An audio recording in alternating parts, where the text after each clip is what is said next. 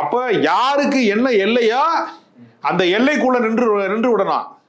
பரமசிவன் கழுத்தில் கிடந்த பாம்பு கேட்டது, கருடா சௌக்கியமானு. எதுவும் இருக்கும் இடத்தில் இருந்து கொண்டால் எல்லாம் சௌக்கியமே. கருடன் சொன்னது அதிலே அர்த்தம் உள்ளது என்று கண்ணதாசன் திரைப்பாடல் எழுதியிருப்பாரு. அதனால பாதுகாப்பான இடத்திலே இருந்து கொண்டு நீங்கள் எதை வேண்டுமானாலும் பேசலாம். ஆனால் நீங்கள் சொல்லுகிற கருத்து எல்லாருக்கும் ஏற்புடைய கருத்தாக மாறுமா என்கிற ஒரு கேள்வி இருக்கிறது. அதனால பவன் கல்யாணம் வச்சு பேசினாலும் சரி, இல்லை நீங்கள் யார் ரஜினிகாந்த் வச்சு பேசினாலும் சரி, இங்கே யாரையே கூட்டிகிட்டு வந்து நீங்கள் பேசினாலும் சரி, தமிழ்நாட்டு மக்களுக்கு அரசியல் தெரியும். பவன் கல்யாணம் வந்து சொல்கிற அளவுக்கு இவங்க யாரும் வீக்காக இல்லை. அண்ணா தான் சொன்னார், திமுக நடத்துகிற பொதுக்கூட்டங்கள் என்பது மாலை நேரத்து பல்கலைக்கழக வகுப்புகள்னாரு. ஏன் அந்த வார்த்தையை சொன்னார்னா, உலக வரலாற்றினுடைய எல்லா விஷயங்களும் அந்த மேடைகளிலே பேசப்படும். உலகத்தில் எந்த மூலைகளிலே எல்லாம் புரட்சி நடந்திருக்கிறதோ அதெல்லாம் பேசப்படும்.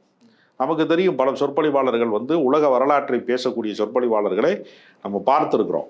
அதனால அரசியல் புரியாத ஒரு ஊரில் போய் ஜெய் ஸ்ரீராம்னு கத்துறாங்க இல்லையா, பாரத் மாதாக்கு ஜெயங்கிறாங்கல்ல, உண்மையிலேயே இந்த மண்ணினுடைய மைந்தர்களை பாதுகாப்பது தான் தேசபக்தியை தவிர இந்த போலி கோஷம் இருக்கல.